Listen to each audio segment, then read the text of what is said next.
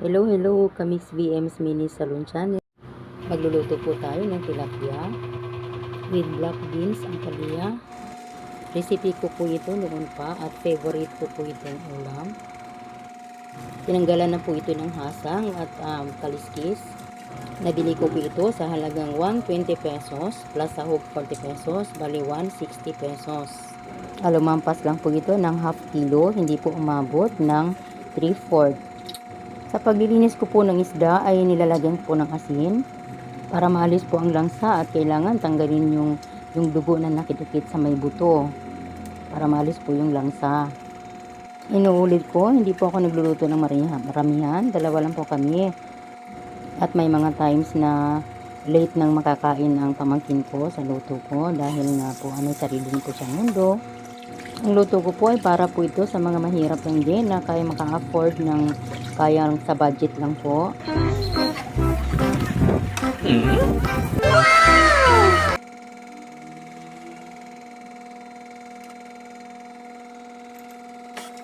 Po talaga yan. Yan, tanggalan muna natin ng kalekay sa gilid. At iprito po natin. Hindi na kailangan ito ng asin. Hinihiwa natin ng konti. Prito ko po muna. Habang nagtitrito, yan po ang sahog. Habang nagtitrito ay maghihiwa po ako ng mga sahog.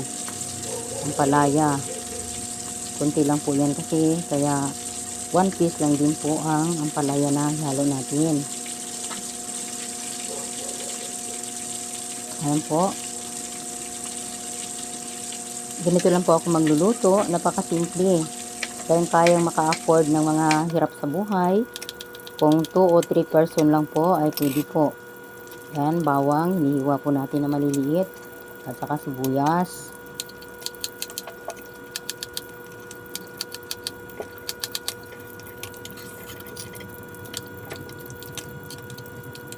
Yan, kamatis.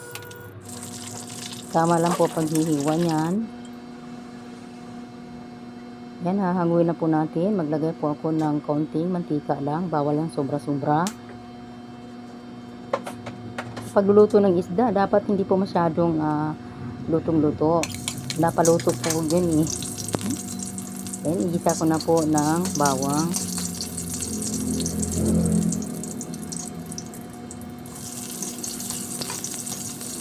Sibuyas.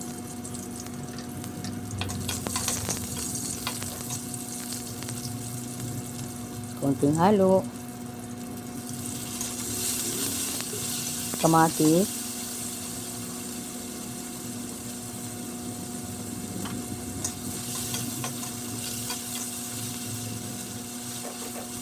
Pinipisa ko po ng konti-konti yan. Kamatis na yan.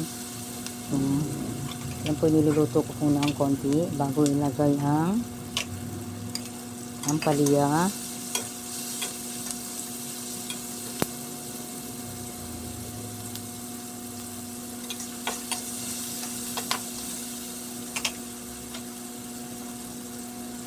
At isunod ko na lang po ang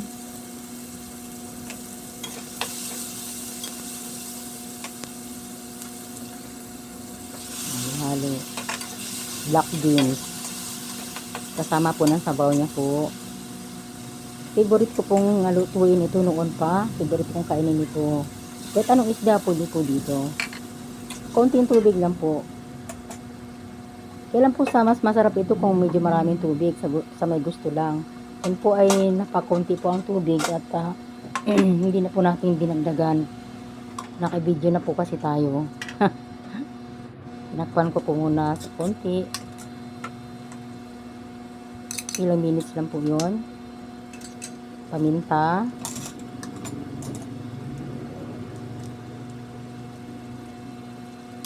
At konting oyster po sauce.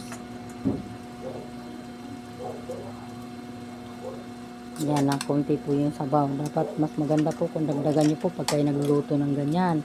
Masarap po yung malasa po yan. Nilagay ko na po ang isda na pinirito. Mas ugi po kung ang isda na pinirito ay hindi masyadong half cook lang po. Yan po nakadikit po kasi sa mantika. Kaya medyo lutong-luto. Pero ganun pa man, masarap pa rin po siya, malasa talaga. Kahit itry nyo po. And luto na po siya. Hinahango ko na po. Try nyo po yung ganyang luto. At magdagdag po kayo ng tubig konti para may sabaw-sabaw po. Yan kasi konti lang po ang sabaw. Pero malasa siya, malasa po. Masarap. Yan, ito na po yung luto ko. Ayan. Kakain na po ako. Wala pa po ang pamangkin ko. Ayan. Man ko muna. Kain po tayo. Magdasal muna tayo. Saglit. Ayan. Po. Ayan, sobrang sarap. Sa totoo lang po, hindi naman sa pagmamapuri sa sarili.